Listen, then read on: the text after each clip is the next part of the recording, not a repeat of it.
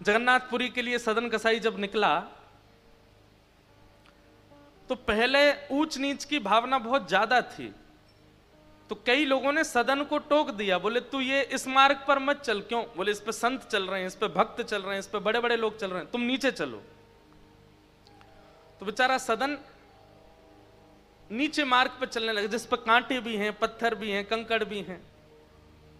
जगन्नाथ भगवान का दर्शन करने के लिए जा रहे हैं। कुछ दिन चलते चलते रात में एक नगर में रुके, तो जहां सदन कसाई रुके वहीं पास में ही एक भवन था, एक घर था, और उसके ऊपर खिड़की पर एक परम सुंदर युवती खड़ी थी और उसका मन सदन जी पर आ चुका था। सदन जी ने उसको देखा तो देख करके उसको हाथ जोड़े प्रणाम किया, लेकिन उसका जो प्रत्युत्तर था वो अच्छा नहीं था। वो प्रत्युत्तर में आकर्षण के कुछ भाव कर रही थी। सदन जी ने अपने नेत्र नीचे किए और ठाकुर जी का स्मरण करने लगे। विपरीतता आई है जीवन में, ये ठाकुर जी परीक्षा ले रहे हैं। लेकिन यही परीक्षा पूरी नहीं हुई। उसने ऐसा कुछ इशारा किया कि वो सदन जी को बोली, अगर तुम मुझे स्वीकार करो तो मैं पहले से विवाहिता हूं, मैं अपने पति को मार के तुम्हारे साथ चल दूंगी। तो सदन जी ने उसको मना किया, लेकिन फिर भी मनचली स्त्री नहीं मानी। उसने पति को मार दिया और मार करके सदन जी के पास आ गई और सदन जी से आगे बोली, मुझसे ब्याह करो, मेरे को अपने संग रखो। सदन जी चरण पड़े, बोले मैं तो कहां रखूंगा आपको, और मैं तो बस जगन्नाथ जी से मिलने जा रहा हूं, मेरा आगे का कोई भरोसा नहीं है, मैं कोई भविष्य जीने के लिए नहीं कर रहा हूं सब कुछ। बहुत सावधानी से सुनिए सब लोग, मेरा भविष्य कोई निश्चित नहीं है, आप मेरे भरोसे मत रहिए। अब वो युवती बोली, अरे तेरे लिए मैंने पति मार दिया अपना, उसको मार करके आई हूं, तू कह रहा है कि मैं तुम्हें स्वीकार नहीं करूंगा। मुझे स्वीकार करो, नहीं तो मैं हल्ला करके पूरे गांव को बुला लूंगी। सदन जी बोले, मैं बाकी सब सह लूंगा, लेकिन आपको स्वीकार नहीं कर पाऊंगा, क्षमा करो। और उस स्त्री ने हल्ला करके पूरे गांव को इकट्ठा किया, सबसे झूठ बोल दिया कि इसने मेरे पति को मार दिया। वैष्णव का एक स्वरूप होता है कि वो ज्यादा से ज्यादा शांत रहने का प्रयास करता है, बोलता कम है।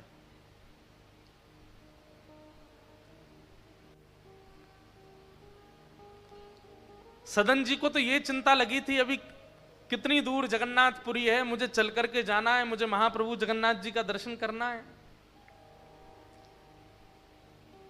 उनके चित्त में तो यही व्याकुलता सता रही थी। लेकिन सब गांव के लोगों ने सदन कसाई को राजा के सामने प्रस्तुत कर दिया। राजा ने सदन कसाई से कहा, क्या तुमने इनके पति को मारा? तो सदन जी बोले, देखिए मैं कितना भी प्रमाणित कर दूं कि मैंने नहीं मारा, आप लोग अंततो गत्वा मुझे ही दोषी ठहराओगे। मेरी आपसे एक प्रार्थना है कि अगर मैंने स्वीकार कर लिया कि मैंने इनके पति को मारा तो आप मुझे दंड दोगे? बोले हाँ, दंड तो मिलेगा। बोले दंड रूप में कुछ भी दीजिएगा, बस मेरे प्राण मत लीजिएगा, क्योंकि मुझे जगन्नाथ जी को देखना है एक बार। दंड रूप में आप चाहे जो कर दीजिए, बस मुझे एक बार महाप्रभु जी को देखना है। कैसी उत्सुकता उनके चित्त में ठाकुर जी के दर्शन की है। उनका दोष नहीं था, फिर भी उनको यह लग रहा था कि मैं जितनी देर यहां पर गवाहियां देता रहूंगा, बोलता रहूंगा कि मैंने नहीं मारा, मैं उतना समय और लगेगा महाप्रभु जी से मिलने में। उससे पहले उन्होंने कहा, ठीक है मैंने किया है, अब जो दंड देना है दे दीजिए, बस मुझे मारिएगा नहीं, मेरे प्राणों को जीवित रहने दीजिए जब तक मैं जगन्नाथ जी को ना देख लूं। तो राजा ने कहा, भाई जब पहली बार में ही व्यक्ति अपना दोष स्वीकार कर रहा है, एक काम करो, इसके दोनों हाथ काट दो। जैसे ही राजा ने कहा दोनों हाथ काट दो, तुरंत सदन कसाई जी ने हाथ आगे किए, बोले तुरंत काट दीजिए। हाथ काटने के बाद व्यक्ति रोता है, पर सदन कसाई नाच रहे थे किसी ने पूछा, बोले भाई बहुत लोग देखे, तुझ जैसा नहीं देखा, हाथ कट गए, लहूलुहान हो गया, रक्त निकल रहा, तू हंस रहा है, तू नाच रहा है। रोते रोते सदन कसाई बोले, मैंने सुना है महाप्रभु जगन्नाथ भी बिना हाथ के हैं, तो मैं हाथ लेके कैसे जाऊं? मेरे महाप्रभु जी जब बिना हाथ के हैं तो मैं हाथ लेके कैसे जा सकता हूं? वास्तव में तो शायद अब मैं अधिकारी बना हूं उनके दर्शन का।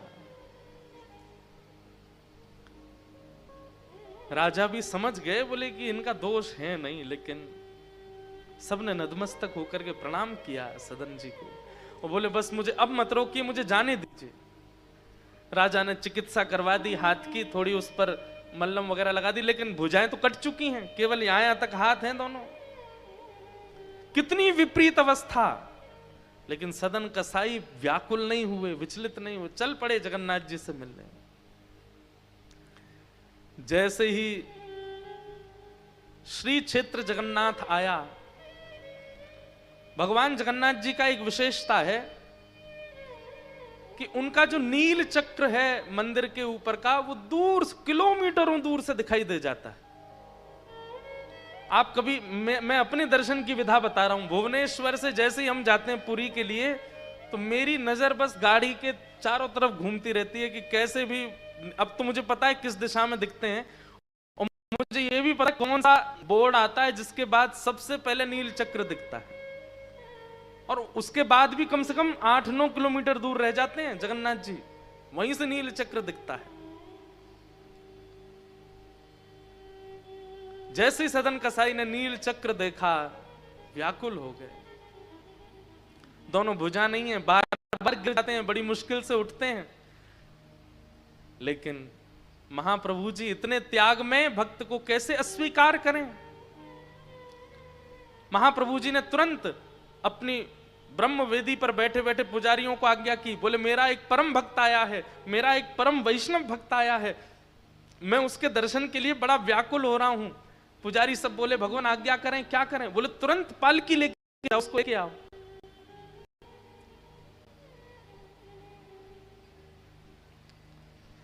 पुजारी जी तुरंत पालकी लेकर के निकल पड़े। बोले कोई भगवान का, अच्छा ना तो ठाकुर जी ने रूप बताया, ना नाम बताया, ना कोई कदकाठी बताई, बस एक मेरा परम भक्त आ रहा है, उसको लेने पालकी लेके जाओ।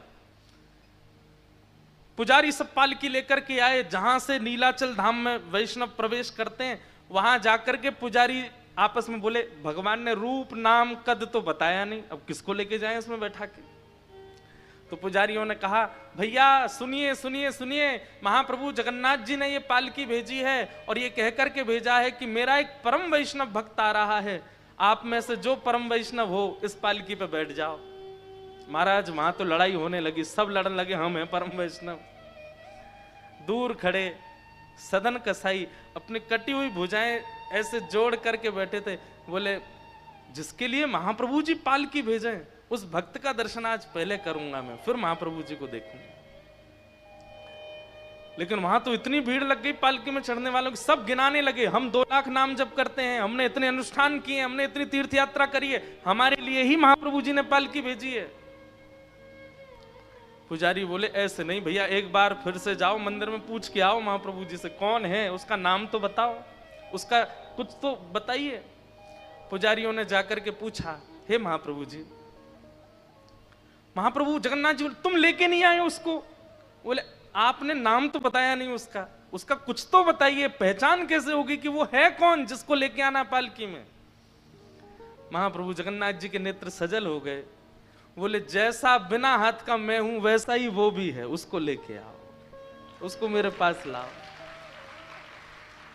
पुजारी जब दौड़ करके गए तो देखा दूर बैठे हाथों पे पट्टी लगी है सदन कसाई के, और जैसे ही देखा पालकी ले जाकर के उनके सामने रख दी, बोले कि महाप्रभु जी ने आपके लिए पालकी भेजी।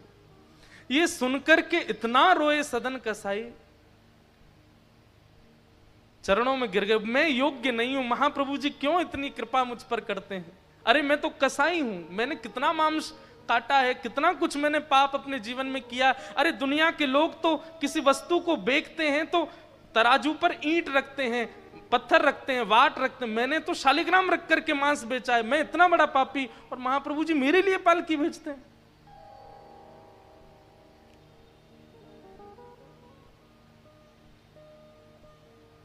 पुजारियों ने कहा, बोले महाप्रभु जी हमको भी नहीं घुसने देंगे अंदर अगर आप नहीं बैठे तो। और पालकी पर सदन कसाई को इतनी शर्म आ रही है अपने ऊपर, क्यों मुझ पर इतनी कृपा करते हैं। और जैसे ही महाप्रभु जी के सामने गए, पहली बार जगन्नाथ महाप्रभु को देखा, यहां सदन के नेत्रों से आंसू और वहां महाप्रभु जी के नेत्रों से आंसू। जैसे ही सदन कसाई ने दंडवत प्रणाम किया, दोनों अपनी कटी कटी भुजाओं को जैसे ही महाप्रभु जी की ओर आगे किया, तुरंत उनकी भुजाएं प्रकट हो गईं और महाप्रभु जी ने कहा, अब दौड़ के आओ, हृदय से लगो हमारे। और सदन कसाई को ठाकुर जी ने हृदय से लगा। ये बात हम कहेगा अनुकूल है, लेकिन प्रतिकूल मिले तो पूरा ही पूरा ठाकुर जी को दे दो, लो इनके बटका भी आपको अर्पित। एक हमारे परम भक्त हुए भारतवर्ष में, उनका नाम था श्री तुकाराम जी महाराज।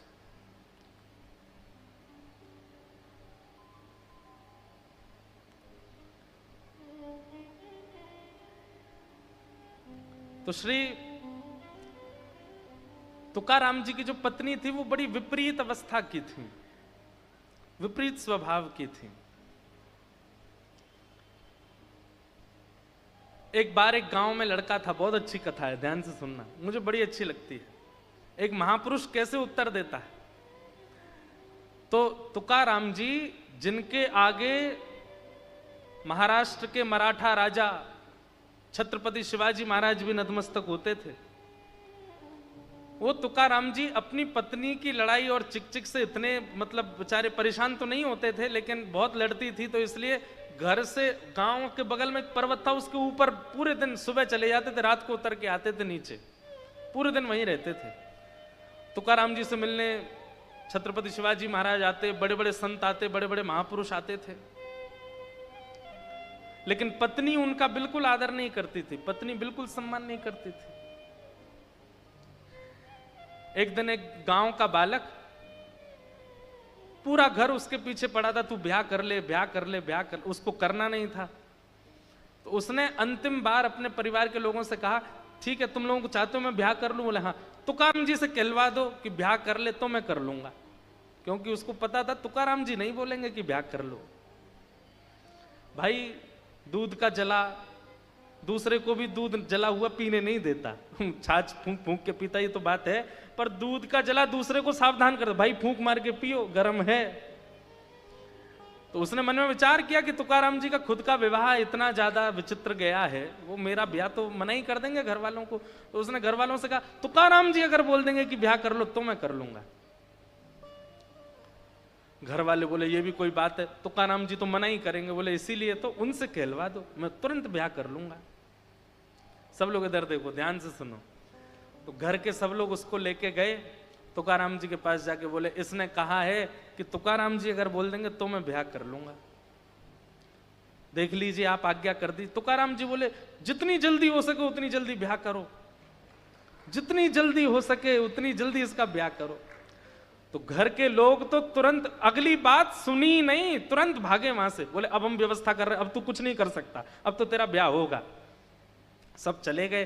तो उसने चरण पकड़ लिए तुकाराम जी के, बोले आप ये तो आपने गलत किया, आप महापुरुष हैं, आप श्रेष्ठ जन हैं, और श्रेष्ठ जन अगर देख लेते हैं कि मार्ग में कांटे पड़े तो दूसरों को सावधान कर देते हैं कि तुम मत आना, कांटे हैं। आप कैसे, ये तो आपने वो वाली बात कर दी कि मुझे कांटे लगे तो तू क्यों बचे, तेरे को भी लगने चाहिए। तुकाराम जी बोले नहीं। तो क्यों कहा आपने कि ब्याह कर लो? आपका विवाह कैसा गया है सब जानते हैं, फिर आपने क्यों कहा? तुकाराम जी बोले देख, पत्नी अगर तेरे मन अनुकूल आ गई तो कोई शिकायत नहीं है, बढ़िया चलेगा जीवन। और पत्नी यदि विपरीत आ गई तो एक गांव में 2 तुकाराम हो जाएंगे, एक मैं भी एक तू भी। तू भी भजन करियो संग बैठ के। मेरा उत्तराधिकारी कौन फिर? हाँ, मेरी गद्दी पे कौन बैठेगा? तब वो बालक तुकाराम जी के सामने रोने लगा। और उसने चरण पकड़ लिए। तुकाराम जी से बोला, महाराज एक बात बताइए। बोले क्या? इतनी विपरीतता है आपके जीवन में, आपकी पहली पत्नी ने प्राण त्याग दिए, आपका इकलौता बेटा था और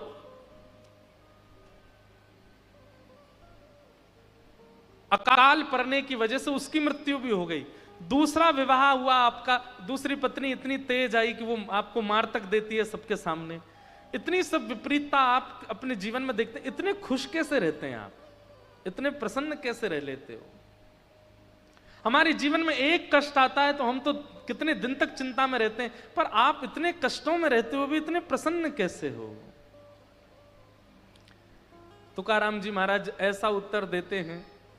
तुकाराम जी कहते हैं, मेरे जीवन की बाद में चर्चा करना, ये सब जेल का निर्माण हो रहा है, ठाकुर जी आएंगे ना। तो तुकाराम जी बोले, एक तो मेरा एक स्वरूप और है कि मैं कथा और भूल जाता हूं, जरा सा भी कोई यहां से उठता भी है ना तो भूल जाता हूं, इतनी मुझे सावधानी से कथा कहनी पड़ती है। तो तुकाराम जी बोले, देखो मेरे जीवन में खुशी कैसे आई है, आनंद कैसे आई, ये सब मैं तुझे बाद में बताऊंगा, लेकिन तेरे माथे पे मैंने कुछ पढ़ लिया है। तो बालक बोला, क्या पढ़ लिया? बोले 7 दिन बाद तेरी मृत्यु होने वाली है। वो बालक बोला, मैंने तो गलती कर दी आपसे पूछ के, ये तो मैं आपसे कुछ और पूछ रहा हूं, आप उत्तर कुछ और दे रहे हो। आप कह रहे हो तेरे जीवन के 7 ही दिन बचे। बोला, हाँ 7 दिन में तू मरने वाला है, अब तू जा, 7 दिन में जो जो तुझे सुधार करना है सब कर ले, 7 ही दिन बचे। वो बालक भी मानता क्यों नहीं, तुकाराम जी बोल रहे हैं साक्षात। तो उठ करके चला गया, बोले जय हो भगवान, जाता हूं। 7 दिन तक घर पे रहा। 7 दिन बाद जब लौट करके आया, तुकाराम जी के चरणों में आ गया। बोले, आज तो मेरे प्राण जाने वाले हैं, मैंने सोचा कहीं और क्यों जाऊं, आपको देखते देखते आपके पास ही बैठ के भजन करते करते त्याग दूंगा। आपको जब ये पता है कि 7वें दिन प्राण जाने वाले हैं, तो अब 7 दिन में भी अब कौन से समय प्राण जाएंगे वो भी बता दीजिए। तुकाराम जी बोले, बाद में बताएंगे, पहले ये बताओ इन 7 दिनों में तुम्हारी किसी से लड़ाई हुई? तो बालक बोला, नहीं किसी से नहीं हुई। क्यों? इन 7 दिनों में ऐसा कुछ हुआ ही नहीं कि जिससे तुम्हारी लड़ाई होती। तो बोला, नहीं हुआ तो था, बड़ा भाई लड़ने आ गया था, फिर एक बार मां से भी थोड़ी हो गई थी, लेकिन हर बार मैं ही चरण पकड़ के क्षमा मांग लेता था, मुझे लगता कि भाई मरने वाला हूं, अब लड़के क्या फायदा। अच्छा, इन 7 दिनों में तू कभी, तेरे को कोई चोट नहीं लगी, कहीं दर्द नहीं हुआ, कुछ ऐसे रोया नहीं तू? बोले, हुआ सब हुआ, लेकिन बस यही सोचता रहता था कि मरने वाला हूं, अब रो के क्या फायदा, ये छोटे मोटे दर्द तो मृत्यु के आगे छोटे होते हैं, इन दर्दों में क्या पीड़ा लेनी। तुकाराम जी बोले, मेरी प्रसन्नता का कारण यही है, मैं हर दिन यही सोचता हूं। मेरी पत्नी विपरीत है, मेरी पत्नी लड़ती है, झगड़ती है, मैं सोचता हूं इससे लड़के क्या फायदा, जीवन अंतिम कब आ जाए पता नहीं, उतने में भी भजन कर लेता हूं। कोई मुझसे लड़ने आता है, कोई मुझे पीड़ा देने आता है, कोई मुझे प्रतिकूलता देने आता, पर मैं विचलित नहीं होता, क्योंकि मैं हर क्षण को अपना अंतिम क्षण मानता हूं। मुझे लगता है कि अभी मैं इससे लड़कर के अगर अपना समय व्यर्थ कर दूंगा, कहीं अगले ही क्षण मेरे प्राण चले गए तो, इसलिए मैं सब जगह अपनी गलती स्वीकार कर लेता हूं, प्रसन्न रहता हूं, भगवत भजन करता रहता हूं। बालक ने चरण पकड़ लिए, बोले, आप ही मेरे गुरु हो, मैं क्या पूछता हूं और आप कैसे उत्तर देते हो। वो बात देख करके मैं आनंदित हो गया। मैं अभी ब्याह कर रहा हूं आपकी आज्ञा से। तुरंत उसने ब्याह किया और तुकाराम जी ने उसका जीवन संवार दिया। सोचिए, ये सब भक्त जन, ये सब संत जन, ये सब महापुरुष जन, ये लोग ऐसा जीवन जी के हमें सूत्र दे करके गए कितने। इसलिए प्रतिकूल पत्नी अगर मिले, पति मिले, तो उसके बट का जो प्रेम है वो भी ठाकुर जी को दे देना। आप अपने भाग्य को बस मान लीजिएगा, जो था वो मिला है, और स्वीकार करके भगवत भजन करो। अनुकूल होता तो दोनों करते, प्रतिकूल है तो अकेले करो, हर स्थिति में सम रहो। तो कर्दम ऋषि ने भगवान से कहा कि मुझे अनुकूल पत्नी मिले, और कैसी अनुकूल, सुंदर नहीं, सुशील नहीं, मेरे समान आपसे प्रेम करने वाली, मुझसे भी ज्यादा आपसे प्रेम करने वाली पत्नी मिले। भगवान इतने प्रसन्न हो गए। भगवान बोले, चिंता नहीं करो, स्वयंभू मनु की पुत्री देवहूति से तुम्हारा ब्याह होगा, और मैं तुम्हारे इस भाव से इतना प्रसन्न हूं, इतना प्रसन्न हूं कि तुम्हारे यहां पुत्र के रूप में मैं ही जन्म लूंगा, तुम्हारे यहां मैं जन्म लेके आऊंगा, जाओ। और कर्दम ऋषि के यहां 9 पुत्रियों ने जन्म लिया और 10वें संतान के रूप में भगवान कपिल का प्रादुर्भाव हुआ। बोलो कपिल भगवान की। जिन्होंने सांख्य शास्त्र का निरूपण किया, दर्शन शास्त्र की व्याख्या की, पूरे विश्व को सांख्य योग से अवगत कराया। अद्भुत ज्ञान के प्रणेता श्री कपिल भगवान देवहूति माता के साथ में सुंदर संवाद करते हैं। उस कथा को बड़े भाव से यहाँ पर सुनाया गया। सब, अब कथा तो बहुत बड़ी है, अनेक बार कही है विस्तार से, सबको प्रणाम करते हैं। आगे देवहूति माता की 2 और बहन हैं, आकुति और प्रसूति, इनका प्रसंग सुनाया गया। फिर इनके 2 भाई प्रियव्रत, उत्तानपाद। तो यहां उत्तानपाद राजा की 2 पत्नी सुनीति और सुरुचि। बड़ी पत्नी से पुत्र का जन्म हुआ, नाम हुआ ध्रुव, और छोटी पत्नी के पुत्र का नाम हुआ उत्तम। छोटी पत्नी के प्रति ज्यादा आकर्षण की वजह से बड़ी पत्नी का त्याग कर दिया। बड़ी पत्नी के पुत्र ध्रुव जब 4-5 वर्ष की अवस्था के हो गए तो अपनी मां से पूछने लगे, मां मेरे पिता कौन है? जब पिता का परिचय दिया कि सामने जो राजभवन है इसमें जो राजा हैं वही तुम्हारे पिता हैं। अपने पिता को देखने के लिए ध्रुव जी जैसे ही राजभवन में गए तो पिता की गोद में दूसरा बालक देखा, छोटी मां का बेटा। वो देख करके ध्रुव जी के मन में आया कि इस गोद का अधिकारी तो मैं भी हूं। जैसे ही अपने पिता की गोद में जाने के लिए आगे बढ़े, छोटी मां ने रोक दिया और कहा कि वो तुम्हारे पिता हैं पर मैं तुम्हारी मां नहीं हूं, इसलिए तुम इस राजगद्दी पर नहीं बैठ सकते। अगर तुम्हें अपने पिता की गोद में बैठना है या उस राजगद्दी पर बैठना है तो भगवान का भजन करो, भगवान को प्रसन्न करके प्रकट करो, और जब भगवान कहें वरदान मांगो तो वरदान में यह मांगना कि मेरा जन्म छोटी मां के गर्भ से हो, मेरे गर्भ से जन्म लेकर के जब आओगे तब बैठोगे यहां। छोटे से ध्रुव जी महाराज रोते रोते अपनी मां के पास। अब ये सब कथाएं ना, इनका विस्तार इतना सुंदर है। सुनीति का रूप क्या है हमारे जीवन में, सुरुचि का रूप क्या है हमारे जीवन में, ध्रुव कौन है हमारे जीवन में, इस सब का बड़ा अर्थ है, पर वो समय की पाबंदी है, थोड़ा सा समझा देते हैं। सुनीति और सुरुचि ये 2 पत्नियां हैं, हम सबकी 2 पत्नी हैं। सुनीति यानी कि बुद्धि और सुरुचि यानी कि मन, हम सबकी 2 पत्नी हैं। जैसे उत्तानपाद राजा छोटी पत्नी के प्रति ज्यादा आकर्षित है, ऐसे हम भी छोटी पत्नी के प्रति आकर्षित रहते हैं। छोटी पत्नी कौन? मन। अच्छा, यह भी प्रमाणित है कि यह छोटी पत्नी कैसे है, क्योंकि बुद्धि तो तभी एक्टिव हो जाती है जब हमारा जन्म होता है, पर मन 12 साल के बाद, 13 साल के बाद, 14 साल के बाद एक्टिव होना शुरू। आजकल के बच्चों का तो 6 साल में ही हो जाता है। 3 साल के बच्चे को, 2 साल के बच्चे को मां जो खिला दे खा लेगा, जो पहना दे पहन लेगा। 6 साल का बच्चा तक भी मां अगर उसको छोटे कपड़े पहना दे वो भी पहन के चला जाता है। 7 साल का होते ही फिर उसकी इच्छाएं प्रकट होने लगती हैं, मैं तो ऐसे पहनूंगा, मैं तो वहां जाऊंगा।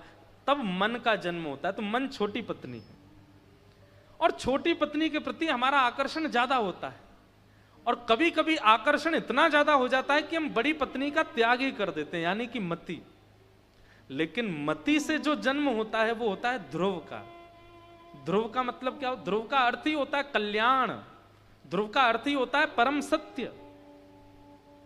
और छोटी पत्नी से जो जन्म होता है वो होता है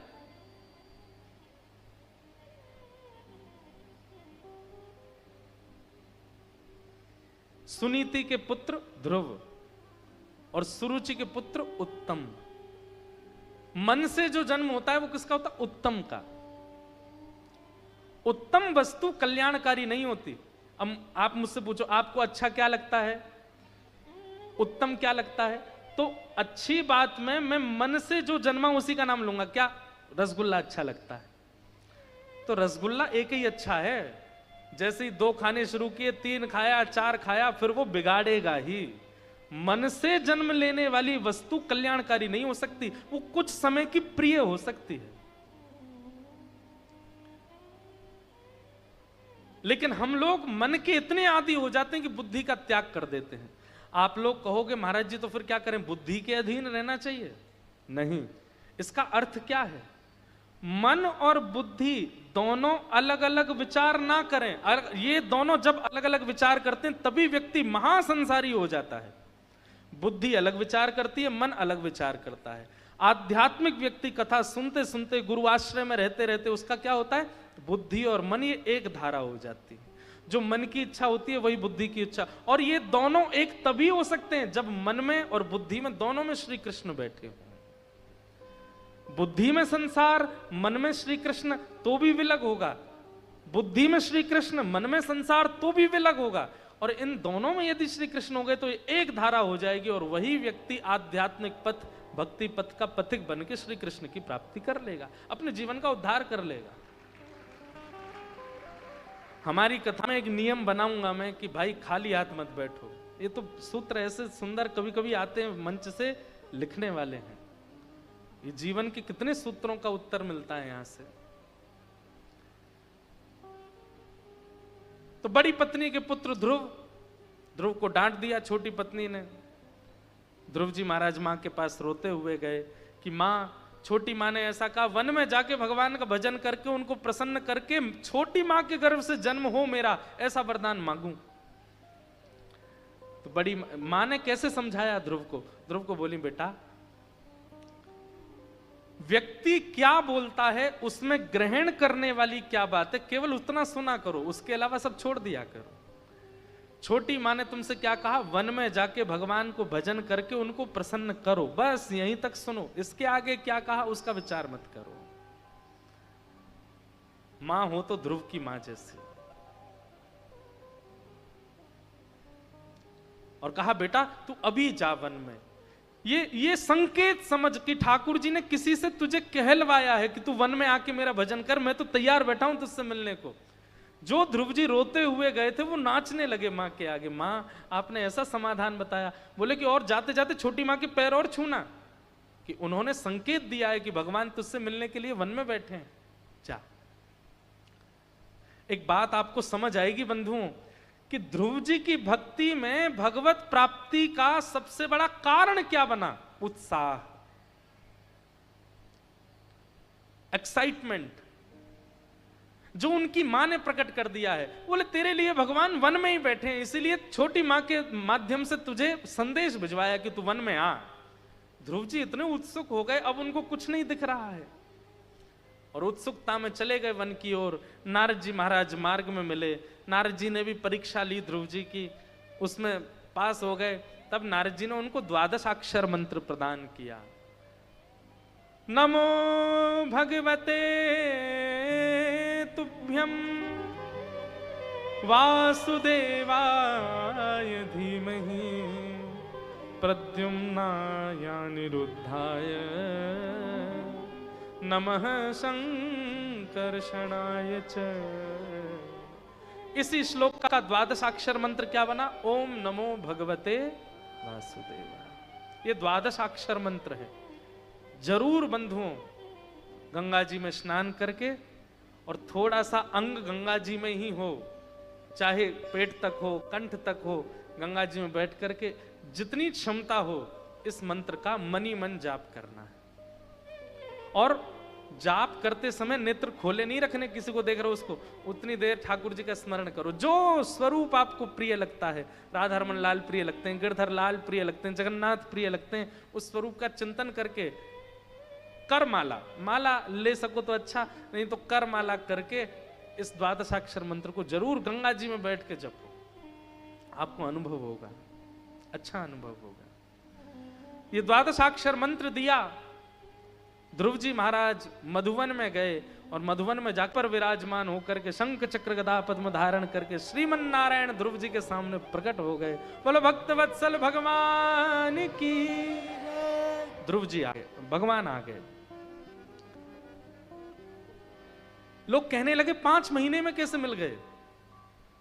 ठाकुर जी की प्राप्ति के लिए समय की अवधि कितनी होनी चाहिए,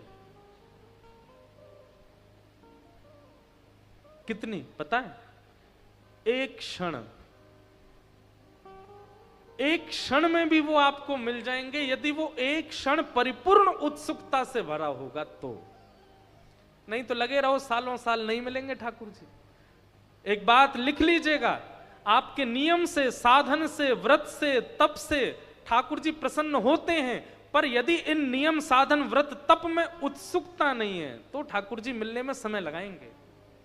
एकादशी करते हैं पर कैसे करते हैं? भार, आज तो मेरे मित्र का जन्मदिन है, क्या करें, एकादशी आ गई, अब तो मैं कुछ खा ही नहीं सकता, सारे छोले भटूरे खा रहे हैं, मैं तो देख ही नहीं सकता।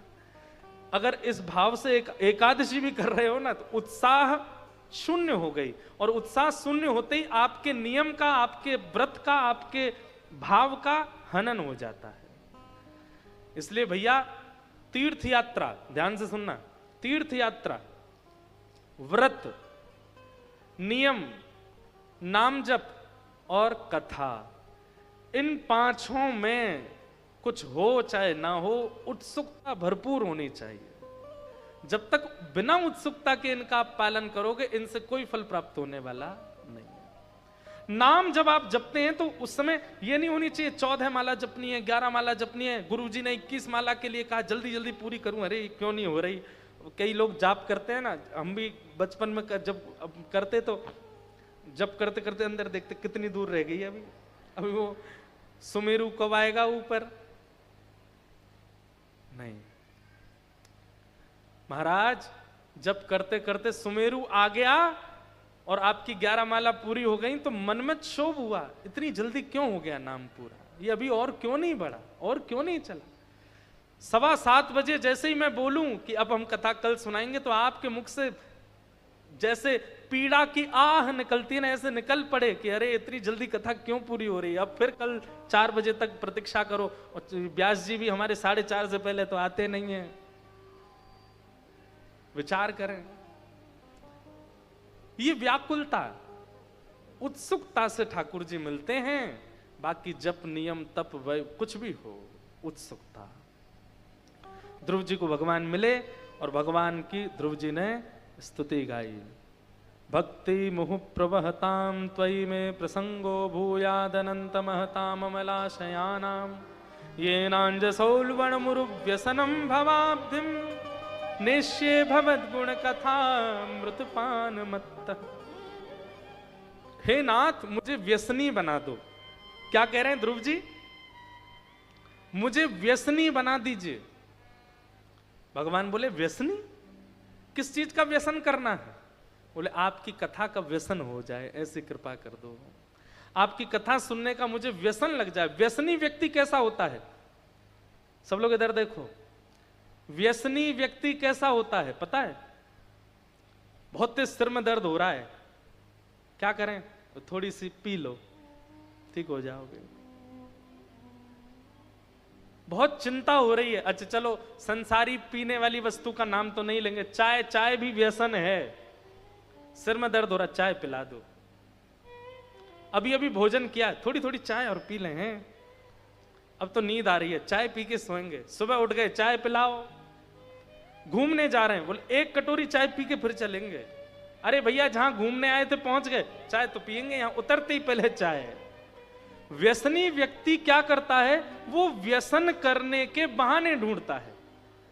ध्रुव जी महाराज ने जो यहां व्यसनम भवाब्धिम शब्द कहा है, इसका मतलब क्या है? बोले मैं आपको याद करने के बहाने ढूंढूं, ऐसी मेरे जीवन की उत्सुकता बना दो नाथ। मैं केवल बहाने ढूंढा करूं, कैसे कथा सुनूं, कैसे मिलूं, कैसे जाऊं।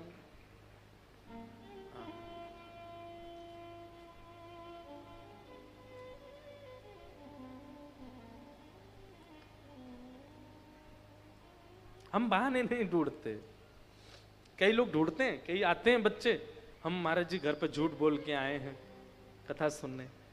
हमें लगता है कि कोई नहीं, अब तुम थोड़े और पास पहुंच गए ठाकुर जी के, कथा के लिए झूठ बोलने लग गए हो, बहाने ढूंढने लगे हो कथा सुनने के। अच्छा, व्यसनम भवाब्धिम। ध्रुव जी महाराज ने ठाकुर जी से बस यही मांग। भगवान बोले, ए ध्रुव मेरी एक बात सुन, तू मांगने तो निकला तो कुछ और वजह से था। पिता की राज्य गद्दी पर बैठना था और यहां आकर के तूने गद्दी का चर्चा भी नहीं करी। तो ठाकुर जी आपके दर्शन के बाद अब संसार की कोई इच्छा नहीं। भगवान बोले नहीं, फिर भी वो सूक्ष्म इच्छा को मैं पूरी करूंगा और 36,000 वर्ष के लिए तुमको पृथ्वी का राजभार संभालना पड़ेगा। ध्रुव जी महाराज तो बड़े व्याकुल हो गए, बोले नाथ आपके दर्शन के बाद 36,000 वर्ष रहना पड़ेगा संसार में, ऐसा मत करो नाथ। आपका रूप देखने के बाद, आपकी झांकी हो जाने के बाद, आपका स्वरूप दिख जाने के बाद फिर कुछ और अच्छा नहीं लगता है नाथ, कृपा करके ये भाव मत करो। ठाकुर जी बोले नहीं, ये तो तुम्हें करना पड़ेगा, जाओ जाकर के पृथ्वी पर राज शासन करो। और ध्रुव जी को इस प्रकार भगवान ने अपना अनुगत्य प्रदान किया। बोलो भक्त वत्सल भगवान की जय। ध्रुव जी महाराज आगे चल के इनके वंश में इनके अंग हुए, अंग के बेटा बैन हुए, बैन के यहां भगवान पथु रूप धारण करके आए। भगवान से 10,000 कान मांगने की इन्होंने याचना की। ऋषभदेव भगवान का चरित्र सुनाया गया। उन्हीं के पुत्र भरत जो कि तीसरे जन्म में जड़ भरत बने, रघुगण के साथ उनका संवाद सब सुनाया गया। अभी मास कथा हम 2 साल में एक बार मास कथा का एक जगह संकल्प ले लिया है हमने, 2 साल में एक बार 1 महीने की कथा करेंगे, तभी ये सब पूर्ण हो सकते हैं, नहीं तो इनकी पूर्ति हो नहीं सकती। इतनी विस्तृत है श्रीमद् भागवत जी की कथा। और भागवत जी कथा विस्तृत, पर उसका भाव आपको समझ आए उसके लिए कई उदाहरण बीच में देने पड़ते हैं, तो बहुत विस्तार हो जाता है। अगली मास कथा हमारी अप्रैल में है नासिक में, कभी संभवतः बनेगी। मेरा निजी मन तो बहुत है कि या तो ऋषिकेश या हरिद्वार में एक बार मास कथा हो, क्योंकि जो यहाँ का वातावरण है, जो गंगा जी की ऊर्जा है और जो यहाँ ऋषियों की तपस्या का जो भाव है ना, उसमें 1 मास पर्यंत बैठ के गंगा जी के तट पर कथा हो, ऐसा कभी बनाएंगे योजना भविष्य में। हमारी माता जी टेढ़ी टेढ़ी देख रही हैं हमको, बोले इसको तो यही लगता है करते रहें। अब क्या बताएं, अब बचपन से हमने गर्व से कथा ही सुनी है, तो और क्या आएगा, हमको यही आती है। बाकी तो ठाकुर जी कृपा करते हैं। इस प्रकार नरकों का वर्णन किया, भूगोल खगोल का वर्णन किया, वृत्रासुर की कथा का वर्णन किया, सबको हम प्रणाम मात्र कर रहे हैं। तत्पश्चात हिरण्यकश्यप के यहाँ प्रहलाद भक्त का आविर्भाव हुआ और प्रहलाद जी की रक्षा के लिए भगवान खम्भ से प्रकट नृसिंह रूप में हुए। बोलो नृसिंह भगवान की। हिरण्यकश्यप का वध किया। प्रहलाद जी ने भगवान की स्तुति गाई और स्तुति गाकर के ठाकुर जी को प्रसन्न किया। प्रहलाद स्तुति बहुत सुंदर है, कई बार विस्तार से कथाओं में सब भाव सुनाए हैं। आगे गजेंद्र मोक्ष की कथा आई, पहले दिन मैंने सुनाई थी। बलि वामन अवतार की कथा आती है, जहां पर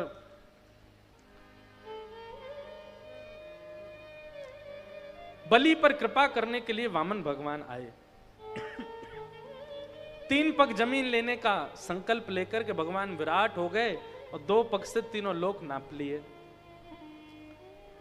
तत्पश्चात